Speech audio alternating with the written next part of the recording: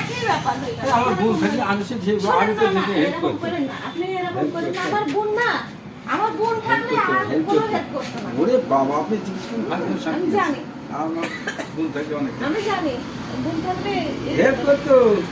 না ওই যে একবার তো আপনি বললেন যে ডাবল ভাড়া দেবেন, আম্মা বললো আপনি বললেন ডাবল ভাড়া দেবেন, আর দিলেন না। মনে আছে? ওর কাছে একটা খাতের আলাদা ছিল। আর ওই যে আপনার চারটা 10,000 টাকা দিয়ে আছে, এটা মনে আছে? হ্যাঁ, দরজা আমি দিতাম। হ্যাঁ মামা, মনে আছে তো? হ্যাঁ হ্যাঁ ওনা থাকবে না পাওয়া গেছে। তো সেই 10,000 টাকা কোথায় পাবো?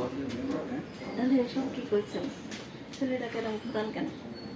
হ্যাঁ, আমি ছেলে ঘুরাই, ছেলের খালার কাছে এখন সব কিছু ওদের নাই করে আমি খালাই। ওগুলো দেন, দেন। না, দিয়ে দেন, দিয়ে দেন। তাহলে আজকে কয় টাকা দিবেন দেন? যা আছে তাই। যা আছে। আমার কাছে নেই। এখন তুমি 300 টাকা পকেট থেকে নিয়ে গেছো। আচ্ছা, আপনাকে বললাম যে ভাড়া কত বাকি, আপনার বাকি কত ভাড়া মামা? আর ভাড়া কত বাকি? কয় হাজার টাকা বলেন? 9000 বাকি আছে আর এই দাম চলছে। আর রান কয় আল্লাহ শুনে যাই হোক। রান কয় তারিখ আজকে বলেন? 25 তারিখ, আর 5 দিন পরে আর কয় হাজার টাকা হবে? 6,000, তাহলে 15,000 টাকা। তাহলে এটা কেমন কথা হলো বলেন? হ্যাঁ না, না ও ও কত বললে আপনি হবে না বলে তো। পারবেন না মামা।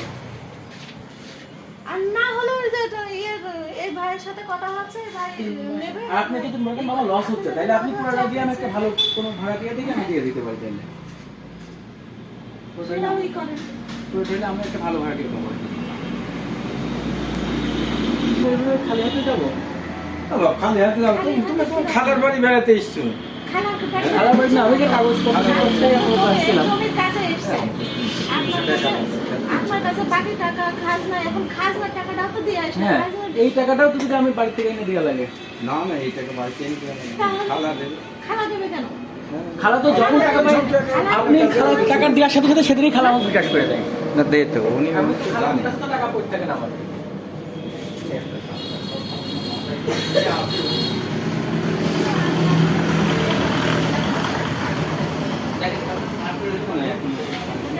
মামা, দেরি করবো না আমরা।